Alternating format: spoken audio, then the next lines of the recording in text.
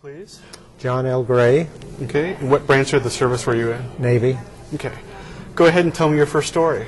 All right, I was a naval officer in World War II on a destroyer escort in the Western Pacific from October 44 to November 45. Participated in the invasions of Iwo Jima and Okinawa, and our home base was Ulithi Atoll, which is about 400 miles southwest of Guam. This was an atoll that was about 3 miles by 2 miles, about 5 islands, surrounded by a coral reef. The whole third fleet, 100 tankers, would be in there at one time. This is where the invasion of Iwo Jima was staged from, and the invasion of Okinawa. Okay, fast forward from 1945 to 1965.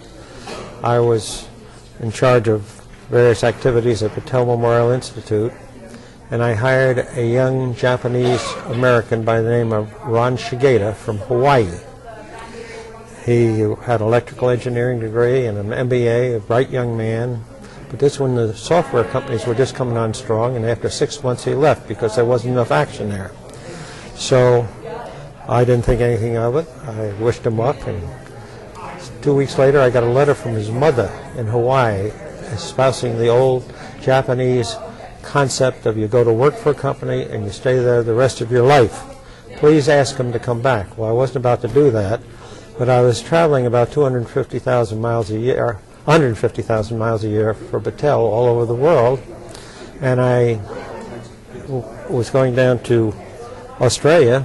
I always broke the trip in Hawaii, stayed overnight, so I took the letter with me, and when I got in, to my modest little hotel on one end of Waikiki, I called Mrs. Shigeta and told her that everything was all right and think nothing of it, and went back to the swimming pool and had a Mai Tai.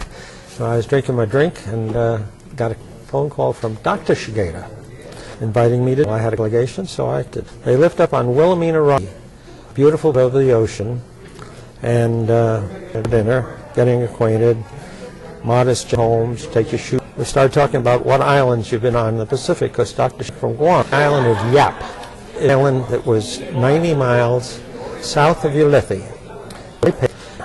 The war was over, we were in Okinawa.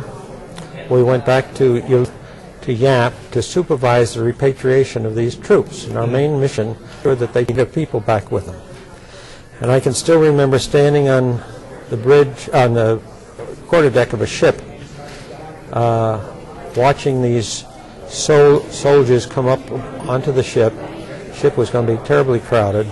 I had a second lieutenant from the Japanese Army and a Nisei interpreter as interpreters. And all of a sudden I spied a little 12-year-old native girl walking along with them in a little grass skirt. So I called a halt to the whole operation, and I was with her father. She was a native woman and him, and it was appropriate for her to be going back to Japan. And Dr. Shigeta looked at me and he said, "Yes, John." And I was the Nisei interpreter who told you that.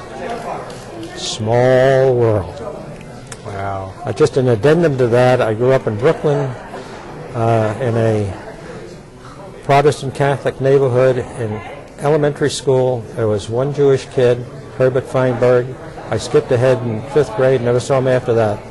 I went ashore on Yap, and they had a very rudimentary captain of the port operation. I went over to say hello to the captain of the port. The captain of the port was Ensign Herbert Feinberg. Double small world.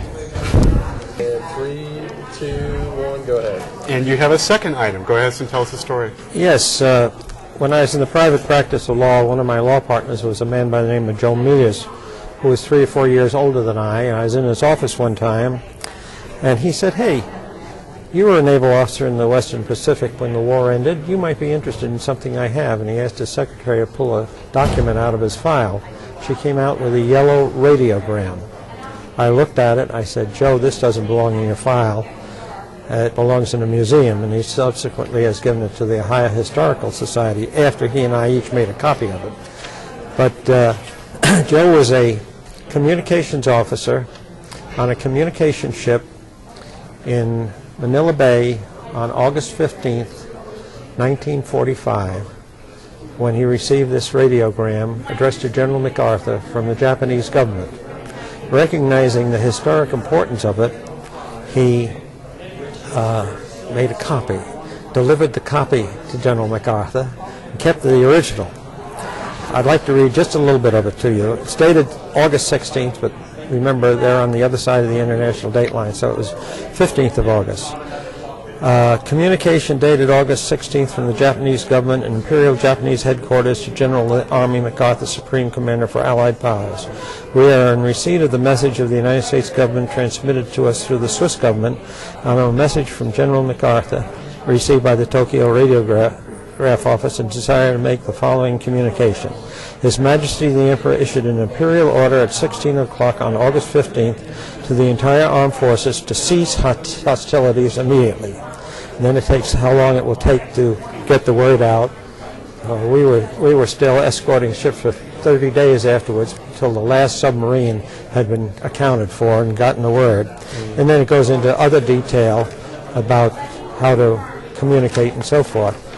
This is the communication that ended the fighting in World War II. That's terrific.